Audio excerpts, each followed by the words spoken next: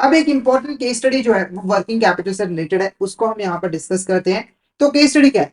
Working capital refers to the fund that company uses to manage it day to day operation. Working capital basically उस fund को कहते हैं जो कि company use करती है अपने डे टू डे ऑपरेशंस को मैनेज करने के लिए। It represent the difference between the companies current assets and current liabilities. Working capital basically क्या होता है? तो कंपनी की जो करंट एसेट्स होती हैं और करंट लायबिलिटीज होते हैं उसके बीच का जो डिफरेंस होता है उसे हम वर्किंग कैपिटल कहते हैं। वर्किंग कैपिटल बेसिकली मेजर करने में हेल्प करता है कि कंपनी की जो शॉर्ट टर्म फाइनेंशियल हेल्थ है वो कैसी है और उसकी ऑपरेशनल एफिशिएंसी यहाँ पर कैसी है। और साथ के साथ वर्किंग कैपिटल जो है वो इंडिकेट करता है कि किसी कंपनी के पास कितने यहाँ पर लिक्विड एसेट्स अवेलेबल है अपने डे टू डे ऑपरेशंस को फाइनेंस करने के लिए, जैसे कि सप्लायर्स को पे करना, इन्वेंट्री को मैनेज करना और शॉर्ट टर्म एक्सपेंसेस को कवर करना। ठीक है, बेसिकली हम वर्किंग कैपिटल लिक्विड एसेट की फॉर्म में ही मेंटेन करते हैं ताकि हम उसको फटाफट से उससे अपने ऑपरेशन को फाइनेंस जो है वो कर पाए। Positive working capital suggest that company can easily cover it short term obligation. अगर किसी कंपनी की जो वर्किंग कैपिटल है वो पॉजिटिव है, इसका मतलब क्या होगी? कंपनी जो है वो अपने शॉर्ट टर्म ऑब्लिगेशंस को आसानी से यहाँ पर जो है वो फुलफिल कर पाएगी और अपने ऑपरेशंस में भी सही तरीके से इन्वेस्ट जो है वो कर पाएगी। और अगर नेगेटिव वर्किंग कैपिटल तो इसका मतलब क्या है कि कंपनी की जो लिक्विडिटी है वो अच्छी नहीं है, वो अपने डे टू डे ऑपरेशंस को अच्छे तरीके से परफॉर्म जो है वो नहीं कर पाएगी। तो ये हमारी केस स्टडी है, बेसिकली रिलेटेड है वर्किंग कैपिटल के साथ। अब इससे रिलेटेड यहाँ पर कुछ इंपॉर्टेंट क्वेश्चंस को जो है वो हम डिस्कस कर लेते हैं। क्वेश्चन देखो क्या है? Working capital refers to the fund that company uses to manage it day to day operation. Which of this is not a type of working capital? इसमें से कौन सी हमारी यहाँ पर टाइप नहीं है वर्किंग कैपिटल की? पहला देखो क्या है? Gross working capital. दूसरा क्या है? Net working capital. तीसरा क्या है? करंट वर्किंग कैपिटल या फिर ऑल ऑफ द। तो इसमें से कौन सी ऐसी टाइप है जो कि वर्किंग कैपिटल की टाइप नहीं होती है? Gross working capital, net working capital, current working capital या फिर ऑल ऑफ द। तो फटाफट से इसका आंसर बता दीजिए। इसका आंसर आपको क्या लग रहा है? क्या होगा इसका करेक्ट आंसर? तो इसका जो करेक्ट आंसर है वो है current working capital is the correct answer. बाकी ये दो इंपॉर्टेंट टाइप है हमारी वर्किंग कैपिटल की। पहले अगर हम ग्रॉस वर्किंग कैपिटल की बात करें तो एक कंपनी के पास जितनी भी यहाँ पर करंट एसेट्स है उसकी जो टोटल वैल्यू है उसे हम ग्रॉस वर्किंग कैपिटल जो है वो कहते हैं। ठीक है, अब करंट एसेट्स यहाँ पर क्या होती है उसको अगर हम थोड़ा सा समझे तो करंट एसेट्स ऐसी एसेट्स होती है जिसको कंपनी जो है 1 ईयर के अंदर अंदर में कैश में कन्वर्ट कर लेती है या फिर यूज कर लेती है। जैसे एग्जांपल दे मान के चलो, जो डेटर्स है, डेटर्स क्या होते हैं?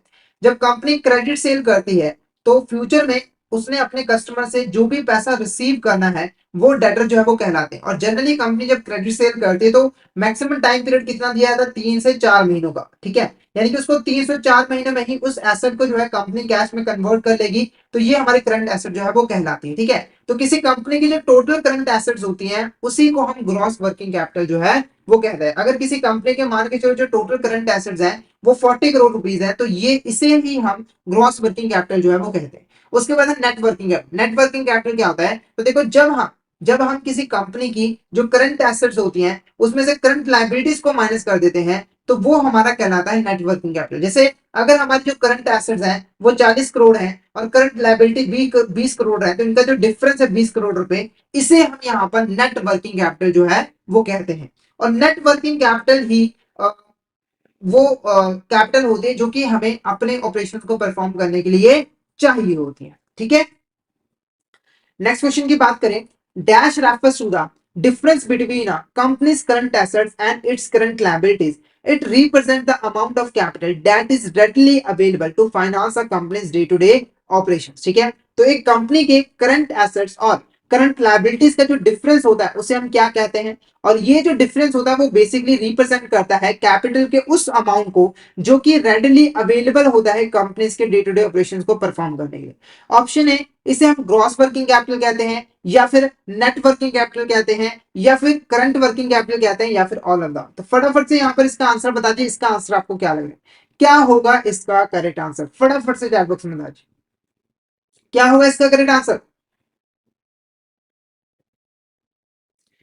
तो इसका जो करेक्ट आंसर है वो है option b, net working capital is a correct answer. ठीक है, अब यहां पर इसको रेडली अवेलेबल फाइनेंस टू क्यों कहा गया है? तो देखो, हमारी जो वर्किंग कैपिटल होती है, ठीक है, जैसे एक एग्जांपल के साथ यहां पर मैं आपको समझाना चाहूंगा।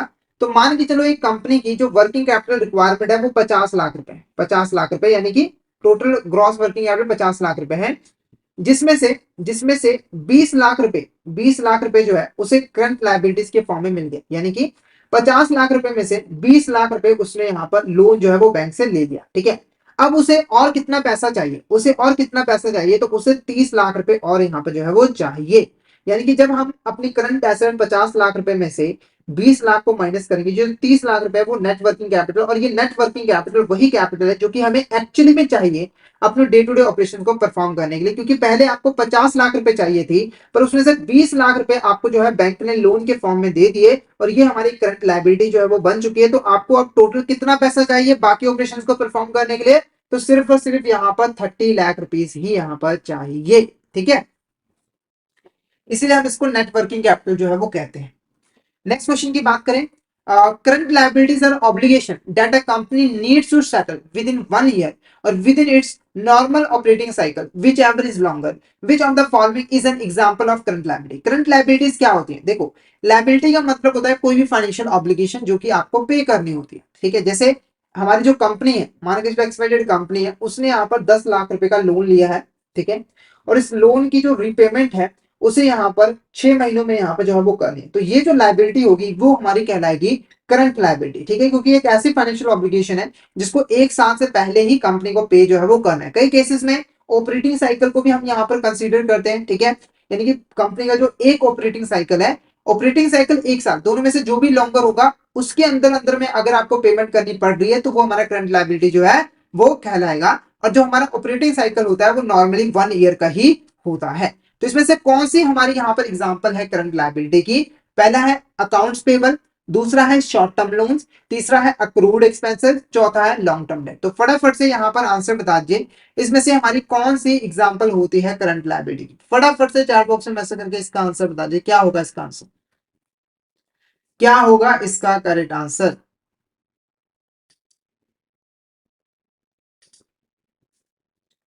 तो इसका जो करेक्ट आंसर है वो है हमारा option c is the correct answer. ये तीन हमारी एग्जांपल है करंट लायबिलिटी की। पहले अगर हम अकाउंट्स पेबल की बात करें, अकाउंट्स पेबल क्या होते हैं? तो देखो, अगर अगर कोई कंपनी क्रेडिट पे जो है वो गुड्स और सर्विसेज को बाय करती है, यानी कि उधार पे गुड्स और सर्विसेज को बाय करती है। जैसे एक्स वाई जेड कंपनी है, उसने यहाँ पर एबीसी कंपनी से जो रॉ मटेरियल है वो यहाँ पर उधार पे खरीदा है, यानी कि उसकी जो पेमेंट है वो 3 महीनों के बाद यहाँ पे जो है वो करनी है। तो मान के चलो जो गुड्स की वैल्यू यहाँ पर 50,000 रुपए है, तो ये जो 50,000 रुपए है, ये जो 50,000 रुपए जो कि कंपनी को फ्यूचर में पे करना है, क्योंकि उसने क्रेडिट पे गुड्स और सर्विसेज को बाय किया था, तो वो हमारा अकाउंट्स पेबल जो है वो कहलाता है। उसके बाद शॉर्ट टर्म लोन, आपको पता है कि बैंक ने जो शॉर्ट टर्म लोन आपको प्रोवाइड किया है, यानी कि 1 साल के अंदर अंदर में आपको पे करना है। अक्रूड एक्सपेंसेस क्या होता है? ऐसे एक्सपेंसेस जो कि ड्यू हो चुके हैं। जैसे अगर एक एम्प्लॉय है, उसने आपके पास 2 महीने काम किया है, तो 2 महीने की सैलरी आपको पे करनी है, वो ड्यू हो चुकी है, पर अभी तक आपने उसको पे नहीं किया है, तो वो हमारे अक्रूड एक्सपेंसेस होते हैं। तो ये भी हमारे एग्जाम्पल होते हैं करंट लायबिलिटी के। क्लियर है आपको? तो ऑप्शन सी हमारा करेक्ट आंसर का। लॉन्ग टर्म डेट हमारा एग्जांपल जो है वो नहीं होता है। नेक्स्ट क्वेश्चन देखो हमारा, विच of the following statement is not correct regarding the factors that affect the working capital requirement of a company, ठीक है। तो देखो, एक कंपनी को कितनी वर्किंग कैपिटल की जरूरत होगी, उसको कई सारे फैक्टर जो है वो इंपैक्ट डालते हैं, मतलब कि कई सारे फैक्टर जो है वो अफेक्ट करते हैं। तो इसमें से कौन सी यहाँ पर स्टेटमेंट जो है वो करेक्ट नहीं है इन फैक्टर्स के रिगार्डिंग, ठीक है। पहली स्टेटमेंट देखो, large business generally require the more working capital due to higher levels of inventory, receivables and operational cost। तो ये स्टेटमेंट क्या है? बिल्कुल करेक्ट है। देखो, अगर बिजनेस लार्ज है तो वर्किंग कैपिटल की भी यहाँ पर ज्यादा जरूरत होगी, क्योंकि उसे ज्यादा इन्वेंट्री जो है वो अपने पास मेंटेन करके रखनी पड़ेगी, ज्यादा रिसीवर्स होंगे, उसके ऑपरेशनल कॉस्ट भी ज्यादा होगी। तो ये बिल्कुल करेक्ट है।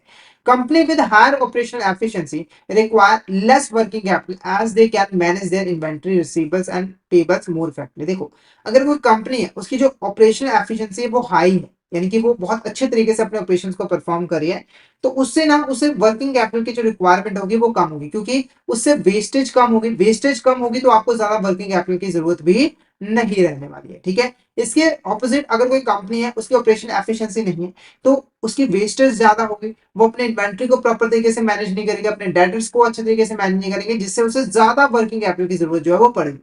उसके बाद rising prices increase the amount of working capital required to maintain the same level of operations and inventory. तो अगर इन्फ्लेशन आता है, गुड्स और सर्विसेज के जो प्राइसेस है वो इंक्रीज होते हैं, तो उसकी वजह से जो वर्किंग कैपिटल रिक्वायरमेंट है वो भी यहाँ पर इंक्रीज हो जाएगी, यानी कि आपको ज्यादा पैसों की जरूरत पड़ेगी सेम लेवल ऑफ ऑपरेशन और इन्वेंट्री को परफॉर्म करने के लिए। उसके बाद different industry has same working capital due to variation in inventory receivables and payable cycle. तो ये स्टेटमेंट जो है वो गलत है, क्योंकि डिफरेंट इंडस्ट्रीज की जो नीड्स होती है वो अलग अलग होती है। जैसे कि अगर मान के चलो कोई इलेक्ट्रिसिटी कंपनी, तो उसकी नीड अलग है, उसको ज्यादा फिक्स एसेट की जरूरत पड़ेगी, उसे इन्वेंट्री की जरूरत नहीं हो इतनी ज्यादा। पर अगर कोई मान के चलो फर्नीचर बनाती है तो उसको इन्वेंट्री की ज्यादा यहाँ पे जरूरत पड़ती है। तो वर्किंग कैपिटल जो रिक्वायरमेंट है वो इंडस्ट्री टू इंडस्ट्री डिफरेंट होती है। तो ऑप्शन डी हमारा यहाँ पर करेक्ट आंसर रहेगा।